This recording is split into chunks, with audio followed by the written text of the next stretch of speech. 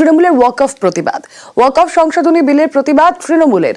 ওয়াকফ বিলের প্রতিবাদে পথে নেমেছে তৃণমূল, সেই ছবি আপনাদেরকে দেখাচ্ছি। 30 নভেম্বর রানী রাসমণি রোডে সমাবেশ থাকছে। বিধানসভাতেও ওয়াকফ বিলের প্রতিবাদ। আরো ডিটেলে জানাবেন প্রতিনিধি আবির ঘোষাল, রয়েছেন সঙ্গে। আবির,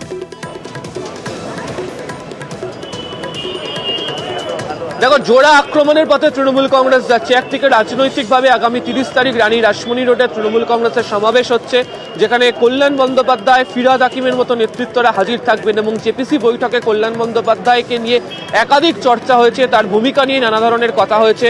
পরবর্তী সময় বিরোধী দলের সাংসদরা একত্রিত হয়ে তারা স্পিকারের দ্বারস্থ হয়েছেন এবং কেন তারা ওয়াকফের বিলের বিরোধিতার কথা কেন বলছেন সেই প্রসঙ্গের কথা তারা তুলে ধরেছেন। আর এরই রেস ধরে রাজ্য বিধানসভাতে ওয়াকফ নিয়ে আলোচনা হওয়ার কথা, এটি প্রস্তাব আসতে চলেছে বলে জানা যাচ্ছে। যদি আগামী বুধবার দিনকে কার্যনির্বাহী কমিটির যে বৈঠক, সেই বৈঠকে এই বিষয়ে চূড়ান্ত সিদ্ধান্ত গ্রহণ করা হবে এবং সেখানেই উঠে আসবে হচ্ছে কেন এর বিরোধিতা করার কথা তৃণমূল কংগ্রেস বলছে এবং কি চাইছে তারা, কি সুরক্ষিত তারা করতে চাইছে সেই সংক্রান্ত বার্তাও। ফলে সব মিলিয়ে ওয়াকফ ইস্যুতে জোড়া আক্রমণ রাজনৈতিকভাবে এবং অবশ্যই বিধানসভার অন্তরে আলোচনা করে পাল্টা বিরোধী রাজনৈতিক দল বা বলা ভালো বিজেপির বিরোধিতা করতে তারা এই রাস্তা বা ইস্যুকে বেছে নিচ্ছে। বেশ, ধন্যবাদ।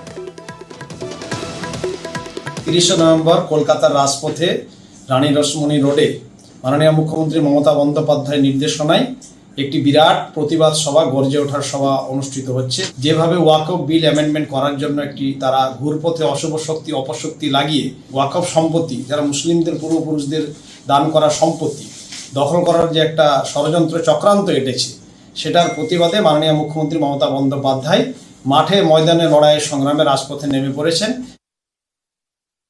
বাবা সাহেব আম্বেদকর যে সংবিধান রচনা করেছিলেন তার মধ্যে ওয়াকফ কোথায় ছিল?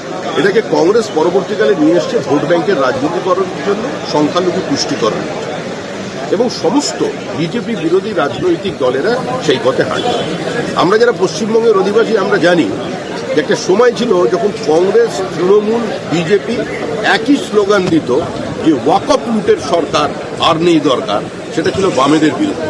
আর আজকে তৃণমূল কংগ্রেস ক্ষমতায় আসবার পর সবচেয়ে